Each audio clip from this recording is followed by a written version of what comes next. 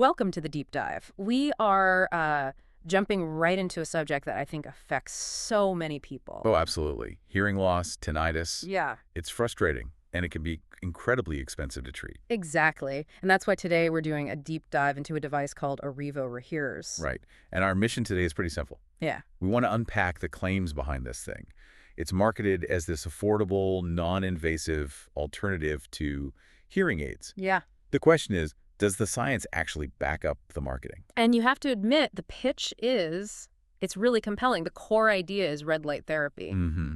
Low-level light therapy. They say you use it for just a few minutes every day, and it stimulates your inner ear, helps with hair cell recovery. And that's supposed to reduce the ringing from tinnitus and, just improve hearing clarity overall. It really is the ultimate package. It's comfortable, it's not invasive, and they push this transparent pricing and a big, risk-free, money-back guarantee. They're selling hope, really, and accessibility. You get to avoid that huge upfront cost of traditional hearing aids. Okay, so let's unpack that scientific premise right away, because this is where it all starts, right? This is the crux of it, yeah. It sounds a little bit like science fiction, but this kind of therapy does work in other areas of medicine.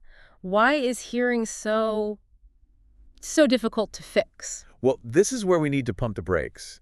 Before anyone gets too excited, the evidence for red light therapy for hearing, it's just really limited. So it's not widely accepted. Not at all. Not by audiologists, the people who deal with this day in and day out. What's missing are those big, double-blind clinical trials. They just don't exist yet in any meaningful way. And I'm guessing that scientific uncertainty shows up in the user feedback. It's a minefield, an absolute minefield. We found some users who were, just ecstatic. They claim they saw real improvements, less ringing. Oh, yeah. They feel they got their money's worth. But then you have just as many people on the other side. Saying what? It did nothing. Pretty much. Little to no difference at all. And that variability is so telling. What does it tell us? It tells us that the cause of the hearing loss is everything. The marketing sort of treats all hearing loss as one single problem, but it isn't. I see. So if it's from, say, physical trauma versus just age-related decline. The outcome could be completely different. The device might work for one, but do absolutely nothing for the other. And the company doesn't address that nuance at all. Okay, so with that kind of random outcome, we have to talk about risk. You've called this a high-risk purchase. It is. But if they offer a money-back guarantee, isn't the only risk just a bit of hassle, not actual money? That's the critical thing to understand. Yeah. The risk isn't just financial. It's the opportunity cost. If you spend months on an unproven device, you might be delaying treatment that's actually been proven to work. You could be letting your condition get worse. That is a high-stakes gamble. It is. And about that risk-free guarantee, that brings us to the more practical problems, doesn't it? It does. Despite all the polished promises, we found a lot of reports of really slow customer support. And people having a hard time getting their money back. Exactly. Real difficulty getting those promised refunds processed, which makes you question the whole risk-free claim. So wrapping this up, where do we land? It doesn't sound like an outright scam. No, I wouldn't call it a scam. Yeah. But you, the listener, you have to weigh these highly variable results against the slick marketing.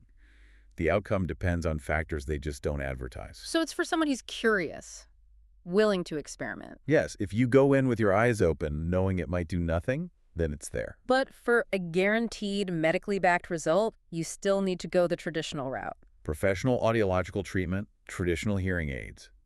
That's where you'll find the dependable results backed by decades of actual data. So the final takeaway here is this fundamental conflict. You have this really attractive, non-invasive tech on one hand. And on the other, the hard reality of very limited, non-validated clinical acceptance. Which leaves us with a final thought for you to consider.